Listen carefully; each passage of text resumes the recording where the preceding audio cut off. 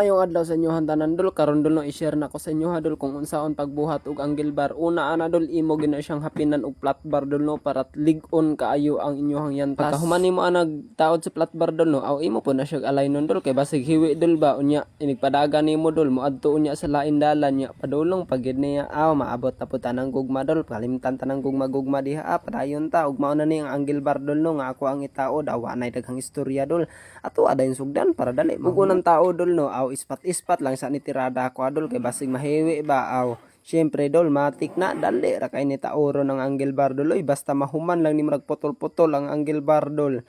Mao gid nay pinakalisod dol no ang pagputol sa angle bar kay daghan ba kana dol 28 kabuk ug di ginato kalimtan diha ang kaon sa mga nang comment no nga gamay man day kay kayo idol Vince gamay bitaw pero dako magkaon bawi man sa kaon so bitaw dol mga unta ninyo dol lami kay mansud-an dol kaon idol Vince ug human ang nagkaon dol aw kaon na pod tagrad ani dol ug aso ba pertin sakita gid sa mataning mag-welding dol nya di taan na dol ba kay ang ako amang dol no kining welding dol ug unsay masira mao ra pod akong welding ug nakita nimo ng sprocket sa Rossi 175 aw ing ana pod kadako ang itaod nako diri sa ako ang angle bar unya Rossi 150 akong tauran ani dol inyo nakita dol no sa ato ang hub dol no is still na siya dol naka-welding gid siya no ug dili na siya rayos dol para mas lig-on gid kay siya dol lig-on pa sa inyo relasyon dol makakita na gwapo biyaan man kana mo na dol no nga lig-on kay ni akong angle bar dol ug pagkahuman ra gid dol no mao na jud ni dol nga nahuman na gid pero wa pa gid ni mahuman siya dol actually dol no imuha pa ni siyang i-full weld isig kili dol maka-welding ka ani unya tauran pag gid nimo og brace dol